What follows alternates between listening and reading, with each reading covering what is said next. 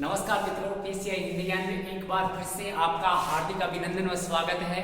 मित्रों, आपका अपना YouTube चैनल पीसीआई हिंदी ज्ञान आप लोगों के लिए बहुत ही महत्वपूर्ण और दिशा निर्देश करते हुए हिंदी व्याकरण की महत्वपूर्ण क्लासें आप लोगों के लिए उपलब्ध करवा रहा है। ज़्यादा से ज़्यादा चैनल को शेयर कीजिए, अच्छा लगे तो कमेंट कीजिए, बुरा लगे तो भी कमेंट कीजिए कि सर आपने ये सही नहीं किया। मित्रों, बहुत ही सरल भाषा में आप हिंदी व्याकरण सीखने वाले हो। यहाँ पर हम एक टॉपिक पूर्ण कर चुके हैं, वर्ण विचार। वर्ण विचार के बाद में हम दूसरी कड़ी में चलते हैं। तो आगे दोस्तों शब्द विचार शुरू होता है और यहाँ पर शब्द विचार ये अपनी कड़ी में महत्वपूर्ण टॉपिक में दूसरे स्थान पर आता है, क्योंकि जब भी हम चलते हैं तो यहाँ पर मित्रों सबसे पहले हमने पढ़ा था वर्ण, और वर्ण से ही बनता है क्या? अक्षर बनता है, और अक्षर से ही बनता है क्या दोस्तों? शब्द बनता है, और शब्द से ही क्या बनता है? वाक्य बनता है। ऐसे इस कड़ी में हम पढ़ चुके हैं। पीछे वाले वीडियो में हम जान चुके हैं वर्ण किसे कहते हैं और ध्वनि किसे कहते हैं। वर्ण को ध्वनि कहते हैं, बनता है इनसे अक्षर, और अक्षरों से बनता है शब्द, और शब्दों से बनता है वाक्य। ये हिंदी व्याकरण की कड़ी हो गई जिसके माध्यम से इनको ऐसे सीखते हैं। अब मित्रों आपके सम्मुख लिखा हुआ है, देखिए शब्द विचार, और शब्द विचार को हम पढ़ेंगे बहुत ही शानदार तरीके से। वर्णों या अक्षरों के सार्थक समूह को शब्द कहते हैं। मित्रों आपके सामने आ जाए कि यहाँ पर भाषा की सबसे छोटी अर्थ के आधार पर इकाई कौन सी होती है, तो उसको शब्द कहते हैं। तो यहाँ पर इसकी परिभाषा लिखने वाले हैं, ऐसे वर्ण समूह है। वर्ण का समूह है जो कोई वर्णों का समूह है जो कोई अर्थ प्रकट करता है, अर्थ प्रकट करता है। उन्हें कहते हैं क्या? उन्हें शब्द कहा जाता है। ये आपके सामने लिखा हुआ है। जैसे मान लो मित्रों लिखा है यहाँ पर रा, और रा के साथ में हम जोड़ देंगे मैं, तो मित्रों हो जाएगा क्या? राम हो जाएगा। ऐसे ही मान लो रा लिखा है और रा में हम धा को जोड़ देंगे तो शब्द क्या बन जाएगा? राधा बन जाएगा। ऐसे वर्णों के सार्थक समूह को हम क्या कहते हैं मित्रों? शब्द कहते हैं। अब यहाँ पर देखिए आपके सामने परिभाषा भी लिखी हुई है। यहाँ पर शब्द से प्रश्न बन सकता है।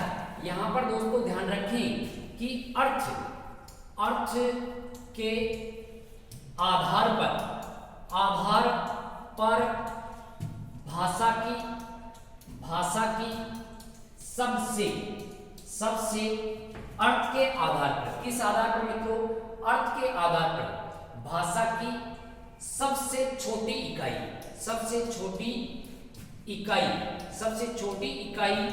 को शब्द कहा जाता है, शब्द कहते हैं। ऐसे हम ध्यान रख सकते हैं। मित्रों भाषा की सबसे छोटी इकाई अर्थ के आधार पर पूछी जाए तो शब्द है, और वैसे भाषा की सबसे छोटी इकाई पूछा जाए तो वहां पर वर्ण या ध्वनि रहने वाला है। और भावों के आधार पर सबसे छोटी इकाई होती है, उसको वाक्य कहते हैं। ऐसे मित्रों ये शब्द है। फिर आगे हम बढ़े तो यहाँ पर मित्रों शब्द जब वाक्य में प्रयोग हो जाता है, शब्द वाक्य में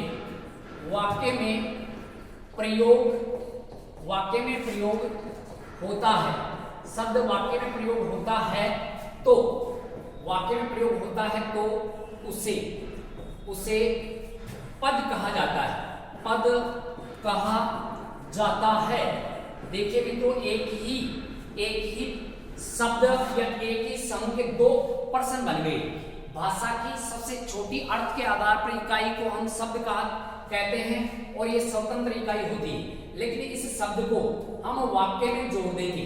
वाक्य में अलग अलग शब्दों को ऐसे हम लिख देंगे, एक शब्द, दो शब्द, तीन शब्द, चार शब्द, एक वाक्य बन गया।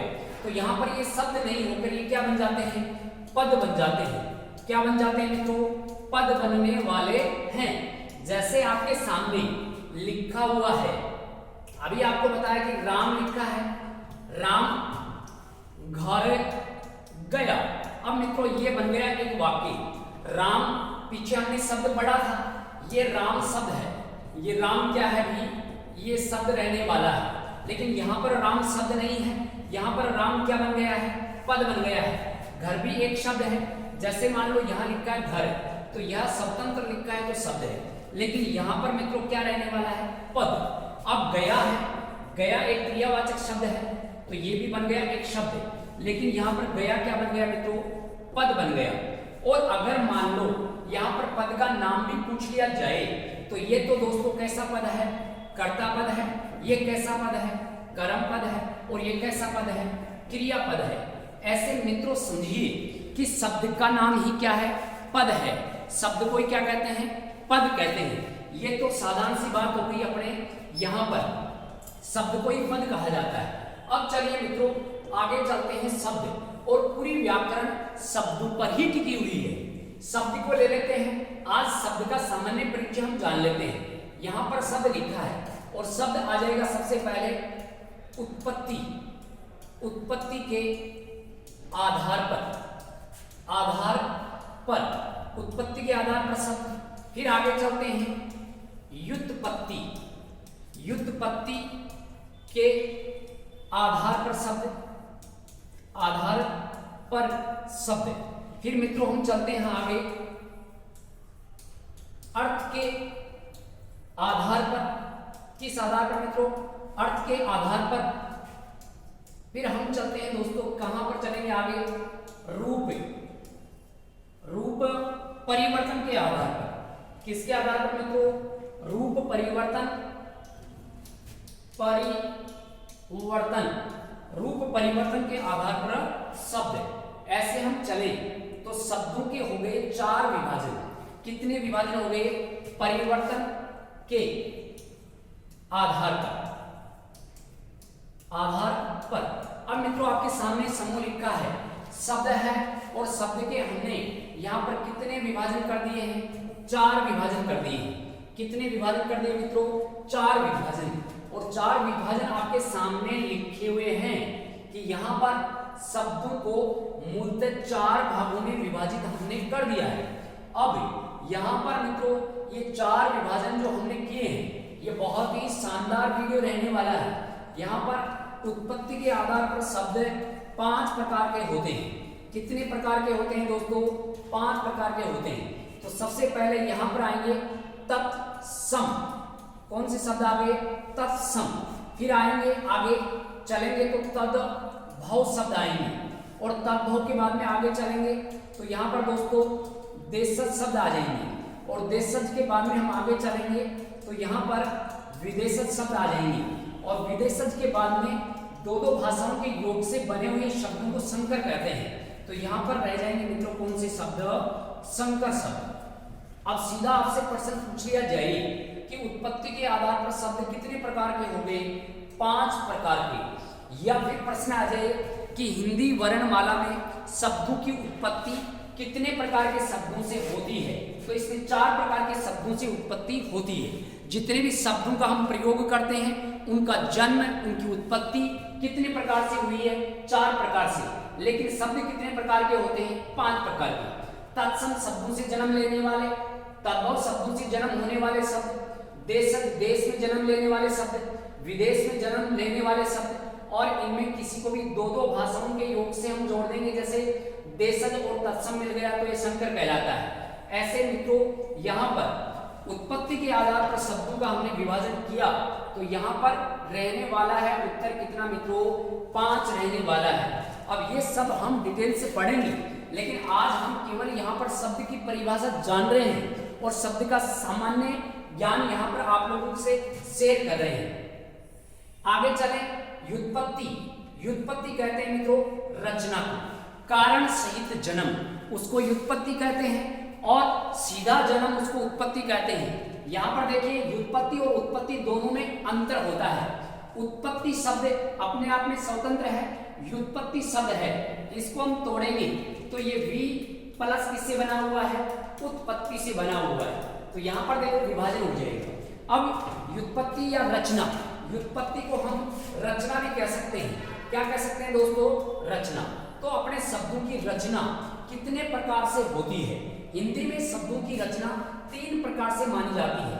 एक शब्द आता है जिसको रूढ़ कहते हैं, एक शब्द आता है जिसको यौगिक कहा जाता है, एक शब्द आता है जिसको योगरूढ़ शब्द कहा जाता है। मित्रों, जितने भी अपनी हिंदी में ये शब्द हुए हैं, व्युत्पत्ति के आधार पर शब्द कितने प्रकार के हो गए दोस्तों? तो यहाँ पर व्युत्पत्ति के आधार पर शब्द हो गए 3 प्रकार के। रूढ़ शब्द जिनको हम तोड़ नहीं सकते उनको रूढ़ कहते हैं। जैसे रोटी, रोटी शब्द को हम तोड़ेंगे रो और टी हो जाएगा, तोड़ेंगे तो रो हो जाएगा, टी अलग हो जाएगा, लेकिन दोनों का सार्थक अर्थ निकलता नहीं है। टुकड़े करने पर उनका कोई अर्थ नहीं निकले, उन्हें रूढ़ कहते हैं। स्वतंत्र स्थिति में लिखे हुए शब्द क्या कहलाते हैं? रूढ़ कहलाते हैं। यौगिक, किसी न किसी योग से बने हुए। अब योग कोई सा भी हो सकता है, यहां पर देख लेते हैं। संधि का योग आ गया, मान लो समास का योग आ गया, समास, प्रत्यय का योग आ गया, प्रत्यय, उपसर्ग का योग आ गया, उपसर्ग। ऐसे हम बात करें तो किसी न किसी योग से बनने वाले शब्द मित्रों क्या कहलाते हैं? यौगिक कहलाते हैं। क्या कहलाते हैं? यौगिक। या फिर मान लो प्रश्न आ सकता है कि व्युत्पत्ति के आधार पर संधि शब्द कैसे शब्द होते हैं? रूढ़, यौगिक या योगरूढ़। तो इसका उत्तर क्या हो जाएगा मित्रों? यौगिक रहने वाला है। तो यहाँ पर ये अपन बात करें तो यौगिक शब्द 4 प्रकार के होते हैं, संधि, समास, प्रत्यय और उपसर्ग। योगरूढ़ किसे कहते हैं? यहाँ पर देखिए समास लिखा है और समास होते हैं कुल 6। इसमें एक समास आता है बहुव्रीहि समास। बहुव्रीहि समास वाले उदाहरण कौन से होते हैं? जिन शब्दों का अर्थ अलग से निकलता है, अलग से अर्थ प्रकट करने वाले शब्द बहुव्रीहि समास के उदाहरण आते हैं। और जितने भी बहुव्रीहि समास के उदाहरण होंगे वो सभी क्या कहलाएंगे? योगरूढ़ कहलाएंगे। जैसे आपके सामने लिखा हुआ है आशुतोष। अब मित्रों इस शब्द को हम जानें कि ये आशुतोष शब्द कैसा है। आशु प्लस तोष से बना है। ये यौगिक तो है ही है, लेकिन यौगिक में भी अलग से अर्थ प्रकट कर रहा है, तो ये योगरूढ़ हो गया है, आशुतोष। अब यहाँ पर ग्रहण कीजिए, आशुतोष को तोड़ेंगे तो यहाँ पर मित्रों एक शब्द होता है आशु और दूसरा होता है कौन सा? तोष होता है। अब आशु का मतलब होता है मित्रों शीघ्र और तोष का मतलब होता है प्रसन्न। जो शीघ्र प्रसन्न होते हैं उनको आशुतोष कहा जाता है। और इसका अलग से अर्थ प्रकट हो रहा है शंकर जी। क्या हो गया दोस्तों? शंकर जी हो गए, शिव जी हो गए। तो अलग से अर्थ प्रकट करने वाले योगरूढ़ में आते हैं। व्युत्पत्ति या रचना के आधार पर शब्द 3 प्रकार के, रूढ़ शब्द, यौगिक शब्द, योगरूढ़ शब्द। योगरूढ़ के अंतर्गत बहुव्रीहि समास वाले आ जाते हैं और यौगिक के अंतर्गत संधि, समास, प्रत्यय, उपसर्ग सभी शब्द आते हैं जिनको हम तोड़ सकते हैं, जिनका हम क्या कर सकते हैं? विभाजन कर सकते हैं। अब मित्रों यहाँ पर हम सभी डिटेल से आगे पढ़ेंगे कि संधि शब्द कौन से रहने वाले हैं। अब चलते हैं तीसरे नंबर पर। आपके सामने लिखा हुआ है, देखिए दोस्तों ये लिखा हुआ, यहाँ पर देखिए आपके सामने लिखा हुआ है और लिखा हुआ है अर्थ के आधार पर शब्द। अर्थ के आधार पर शब्द कितने प्रकार के होते हैं? तो अर्थ के आधार पर शब्द अगर परंपरागत भाषा वैज्ञानिकों के अनुसार देखें, प्राचीन भाषा वैज्ञानिकों के अनुसार देखें तो यहाँ पर अर्थ के आधार पर शब्द 3 प्रकार के होते हैं। एक तो होता है वाचक, एक होता है लक्षक और एक होता है व्यंजक। अब एक बार तो इनको देख लेते हैं, क्या है? वाचक, लक्षक और व्यंजक। मतलब जिन शब्दों को जैसे वच किया जाता है, जैसे बोला जाता है, वैसे ही अर्थ ग्रहण किया जाए, उनको कहते हैं क्या मित्रों? वाचक कहते हैं। जैसे आप संसार में कहीं पर भी जाकर बोल दो गाय। अब ये गाय शब्द है, ये वाचक है। गाय एक पशु के लिए आता है और ये गाय शब्द पशु विशेष के लिए ही ग्रहण किया जाता है। ऐसे मित्रों मान लो आ जाए रोटी शब्द लिखा है। अब रोटी शब्द सब जानते हैं कि ये जैसे बोला गया है वैसे ही ग्रहण किया गया है। ऐसे मान लो शब्द लिखा है पुस्तक। अब पुस्तक शब्द हम बात करेंगे, अंग्रेजी में बोले तो बुक आता है और हिंदी में बोले तो पुस्तक या किताब आता है। तो जैसे बोला गया है वैसे ही अर्थ ग्रहण होता है, तो उसको कहते हैं मित्रों क्या? वाचक शब्द कहते हैं। अर्थ के आधार पर ये परंपरागत भाषा वैज्ञानिकों के अनुसार। लक्षक शब्द जिस शब्द का मूल अर्थ प्रकट नहीं होता उसका अन्य अर्थ कोई हम ले लेते हैं, अर्थात लक्षणों के आधार पर अर्थ। किस आधार पर मित्रों? लक्षणों के आधार पर अर्थ प्रकट करने वाले शब्द क्या कहलाते हैं? लक्षक कहलाते हैं। जैसे आपके सामने बोला गया कि वह लड़का तो गधा है, वह लड़का तो क्या है? गधा है। ऐसे मान लो मित्रों कहा गया। अब आप बताइए, यहाँ पर लड़के के लक्षण बताए जा रहे हैं क्या? बिल्कुल बताए जा रहे हैं। कैसे बताए जा रहे हैं लक्षण? गधे जैसे बताए जा रहे हैं। क्या लड़का हो गया वो कभी गधा हो सकता है क्या? नहीं, नहीं हो सकता। आरोप लगा सकते हैं, लेकिन लक्षण हो गए, वह लड़का तो गधा है। तो यहाँ पर गधा शब्द, ये गधा शब्द कैसा हो गया मित्रों? लक्षक शब्द हो गया। या फिर मान लो वह लड़की तो निरी गाय है, वह लड़की तो क्या है दोस्तों? निरी गाय। अब देखो, लड़की का जब रिश्ता तय किया गया तब कहा गया कि हमारी लड़की तो एक निरी गाय है, लेकिन जैसे ही लड़की की शादी हो जाती है और वह शादी होने के बाद गाय की जगह शेरनी बन गई। क्या बन गई? शेरनी। तो ये भी देखो लक्षण ही है। वह लड़की तो शेरनी है तो भी लक्षण है, वह लड़की तो गाय है तो भी लक्षण है। तो ये लक्षण लक्षक शब्द हो जाएगा। यहाँ पर मित्रों शेरनी, गाय, ये लक्षक शब्द रहने वाला है। राजस्थान तो वीर है, अब वीर शब्द यहाँ पर लक्षक है। पंजाब तो शेर है, शेर यहाँ पर लक्षक है। तो ऐसे शब्द होते हैं लक्षक। इसके बाद में मित्रों व्यंजक शब्द, अलग अलग सुनने वाले, अलग अलग अर्थ ग्रहण करने, उनको कहते हैं व्यंजक शब्द। और व्यंजक शब्द से बनती है व्यंजना शब्द शक्ति, और लक्षक शब्द से बनती है लक्षणा शब्द शक्ति, और वाचक शब्द से बनती है अभिधा शब्द शक्ति। तो यहाँ पर व्यंजक शब्द जैसे लिखा हुआ आपके सामने, आग से जल, आग में, आग से, चलो आग से जल जाने, आग से जल जाने से क्या होता है? या आग में लिखेंगे इसको। यहां पर देखो शब्द को देखते हैं, आग में, आग में जल जाने से क्या होता है? क्या होता है? अब ये बताओ दोस्तों, आग में जल जाने से क्या होगा? आग में जल जाएगा तो आग बुझ जाएगी। जल मतलब पानी। एक श्रोता ने पानी अर्थ ग्रहण कर लिया, दूसरे श्रोता ने आग में जल जाने से जलन, दूसरा अर्थ क्या ग्रहण कर लिया? जलन। आग में जल जाने से मजा तो आएगा नहीं, जलन होगी। तो यहाँ पर जल शब्द ये व्यंजक शब्द माना जाएगा, क्योंकि इसके दो अर्थ हो गए। ऐसे मित्रों हम कहें आगे कि कौवा उड़ता आकाश में, मगर रहता कहाँ? यहाँ पर मान लो कौवा तो उड़ता आकाश में है, मगर, मगर कहाँ रहता है? मगर पानी में रहता है। कहाँ रहता है भाई? पानी में। तो मगरमच्छ कहाँ रहता है? पानी में। लेकिन एक श्रोता ने अर्थ ग्रहण कर लिया कि कौवा उड़ता तो आकाश में है, लेकिन कहाँ रहता है? तो यहाँ पर लेकिन अर्थ ग्रहण कर लिया। तो एक ही शब्द के अलग अलग अर्थ ग्रहण कर लिए जाते हैं। उन शब्दों को हम क्या कहते हैं दोस्तों? व्यंजक कहते हैं। ये सामने लिखा है व्यंजक। तो यहाँ पर अर्थ के आधार पर शब्द तीन प्रकार के हो गए हैं, वाचक, लक्षक और व्यंजक। और परंपरागत भाषा वैज्ञानिकों के अनुसार तो हो गया ये। और आधुनिक भाषा वैज्ञानिक जो हैं, वैज्ञानिक, इनके आधार पर, अर्थ के आधार पर शब्दों के विभिन्न प्रकार बताए गए हैं। कितने प्रकार? विभिन्न प्रकार। और विभिन्न प्रकार के अंतर्गत हम ले लेते हैं, जैसे मान लो शब्द युग्म आ गया, शब्द युग्म। ऐसे मान लो लिखा हुआ है श्रुति सम आ जाएंगे, श्रुति सम। ऐसे मान लो विलोम शब्द आ जाएंगे, विलोम शब्द। ऐसे मान लो लिखो पर्याय आ जाएंगे, पर्यायवाची। ऐसे ही हम बात करते हैं पर्यायवाची आ गए, वाक्यांश के लिए शब्द आ गए, मुहावरे आ गए। तो ऐसे जो विभिन्न प्रकार दे रखे हैं अपने व्याकरण में, जो पीछे का पाठ है ये अर्थ के आधार पर बता रखा है आधुनिक भाषा वैज्ञानिकों के अनुसार। अब हमने चौथा जो पढ़ा है वो पढ़ा है रूप परिवर्तन। रूप परिवर्तन, रूप परिवर्तन के आधार पर शब्दों के किए जाते हैं कितने भेद?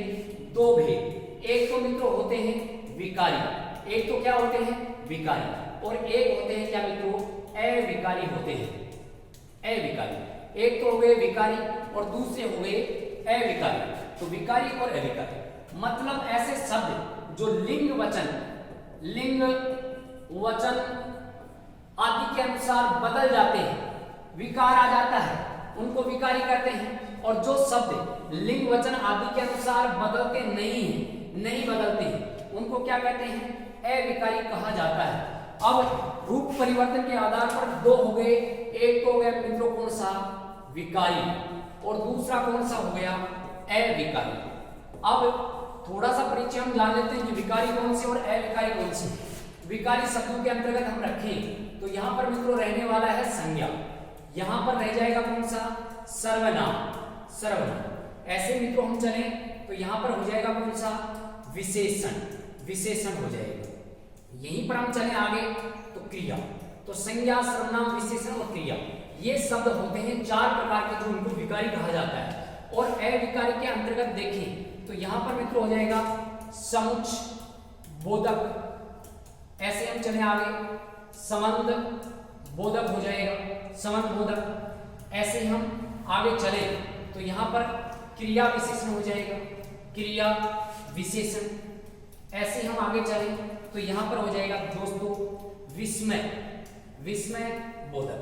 तो मतलब यह है कि ये शब्द बदलेंगे और वो बदलेंगे नहीं, इसी वजह से इनको विकारी और अविकारी कहा जाता है। सामान्य परिचय में हम देख लेते हैं, केवल शॉर्ट वीडियो के माध्यम से थोड़ा सा हम समझ लेते हैं कि कैसे विकारी और कैसे अविकारी। संज्ञा, जैसे बच्चा है, शब्द आपके सामने लिखा है, मान लो मित्रों बच्चा। अब यहाँ पर ये बच्चा लिखा है, अब बच्चा को आप स्त्रीलिंग में करो क्या हो जाएगा? बच्ची हो जाएगा। क्या हो गया देखो? बच्ची। और बहुवचन में करें तो क्या हो जाएंगे? बच्चे हो जाएंगे। तो ये संज्ञा शब्द है, ये बदल रहा है। ऐसे ही बच्चा की जगह हम प्रयोग कर सकते हैं अपना शब्द है, पुल्लिंग के लिए अपना, स्त्रीलिंग के लिए अपनी और बहुवचन के लिए अपने। तो ये मित्रों कैसे हो गए? सर्वनाम शब्द हो गए। विशेषण ले लेते हैं, अच्छा है, लड़का कैसा है? अच्छा, लड़की कैसी है? अच्छी, और बच्चे कैसे हैं? अच्छे। तो देखो ये शब्द भी बदल रहा है, विशेषण शब्द भी बदल रहा है। ये लिंग वचन के अनुसार बदलने वाले क्या कहलाएंगे? विकारी, और नहीं बदलने वाले क्या कहलाएंगे? अविकारी। क्रिया, जैसे पढ़ता है, ऐसे मान लो पढ़ती है, और मित्रों बहुवचन में आ जाएगा पढ़ते हैं। तो ऐसे देखिए ये क्रिया भी बदल रहा है। तो चारों के चारों संज्ञा, सर्वनाम, विशेषण, क्रिया, ये लिंग वचन और यहाँ कारक के अनुसार बदलते हैं। अतः ये तो हो जाएंगे मित्रों कैसे? विकारी हो जाएंगे। ये तो कैसे हो गए? अविकारी। फिर चलते हैं यहाँ पर अविकारी के अंतर्गत। अविकारी में जैसे हम समुच्च बोधक के अंतर्गत ले लेते हैं, जैसे लिखा है और। अब ये और शब्द ऐसे कैसे आने वाला है? ये बदलेगा नहीं, चाहे स्त्रीलिंग के लिए प्रयोग करो, चाहे पुल्लिंग के लिए प्रयोग करो, चाहे बहुवचन के लिए, और शब्द ऐसे कैसे रहेगा? संबंध बोधक, जैसे लिखा है के सामने लिखा है, घर के सामने लड़का खड़ा है, घर के सामने लड़की खड़ी है, घर के सामने बच्चे खड़े हैं, घर के सामने गाय खड़ी है। तो के सामने ऐसे कैसे आ रहा है? ये संबंध बोधक हो जाएगा। क्रिया विशेषण, जैसे मान लो घोड़ा तेज दौड़ता है, घोड़ा कैसे दौड़ रहा है? तेज। अब ये तो है नहीं कि घोड़ी तेजी दौड़ रही है, ऐसे नहीं होगा, तो वो ऐसे कैसे आएगा? घोड़ा तेज दौड़ रहा है, घोड़ी तेज दौड़ रही है और घोड़े तेज दौड़ रहे हैं। बच्चा तेज दौड़ रहा है, बच्ची तेज दौड़ रही है, बच्चे तेज दौड़ रहे हैं। तो तेज शब्द क्रिया विशेषण हो गया। यहाँ पर क्रिया की विशेषता बताने वाला हो गया। बच्चा धीरे धीरे चल रहा है, लड़की धीरे धीरे चल रही है, गाय धीरे धीरे चल रही है। तो ये धीरे धीरे ऐसे कैसे आया? विस्मय बोधक, जैसे लिखा हुआ है आहा। अब ये आहा ये हो गया हर्ष बोधक। अब ये आहा मजा आने वाला है, तो ये मजा स्त्री को भी आएगा और पुरुष को भी आएगा और बहुवचन को भी आएगा। सभी में आहा ऐसे कैसे रहेगा? आहा वह फैल हो गया, आहा मैं पास हो गया, आहा ये सभी आनंददायक दर्शे हैं। तो ऐसे हम बात करें तो यहाँ पर ये विस्मय बोधक हो जाएगा। तो मित्रों बात करें तो रूप परिवर्तन के आधार पर शब्द कितने प्रकार के विकारी और अविकारी होते हैं। ऐसे ही मित्रों हमने पढ़ा है कि यहाँ पर शब्द की परिभाषा पढ़ने के शब्द कौन कौन से हैं, सारे के सारे हमने ऐसे कैसे जाने आपके सामने लिखे हुए हैं। मित्रों शब्द का सामान्य परिचय आप लोगों को बताया गया। कैसा लगा शब्द का परिचय? अब कमेंट जरूर कीजिए। आप आपके समझ में आना चाहिए। अगर मान लो कहीं धारा प्रवाह में तेजी है तो आप कहिए सर धीरे पढ़ाइए, या फिर मान लो आपको समझ में आ रहा है तो आप कहिए कि सर हाँ बिल्कुल समझ में आ रहा है, धीरे धीरे कर देंगे, कोई दिक्कत नहीं है। अब मुझे थोड़ा ऐसे लग रहा है कि देखो आप लोगों को बहुत ही सरल भाषा में यहाँ बताया जा रहा है और इसको आप ग्रहण कीजिए। आप लोगों के लिए निःशुल्क क्लासें हैं, इनका कोई चार्ज नहीं है। आप ज़्यादा से ज़्यादा फायदा उठाइए। SSGD में आप यहाँ सेलेक्ट होके और फिर कमेंट कीजिए कि सर हमने आपका वीडियो देखा और हमें ये फायदा हुआ। और इसी बात के लिए हम देखो आप लोगों के लिए प्रयास कर रहे हैं, ज़्यादा से ज़्यादा आप लोगों के लिए हम समय निकाल कर कैसे वीडियो अपलोड कर रहे हैं, वो डेली का ये क्रम रहेगा आप लोगों के लिए। ठीक है मित्रों, सभी को एक बार फिर से धन्यवाद देना चाहते हैं और सभी को एक बार फिर से कहना चाहते हैं कि आप अगर मान लो आपको कहीं बुरा लगे तो भी आप कमेंट कीजिए और अच्छा लगे तो भी कीजिए। जय हिंद, जय भारत।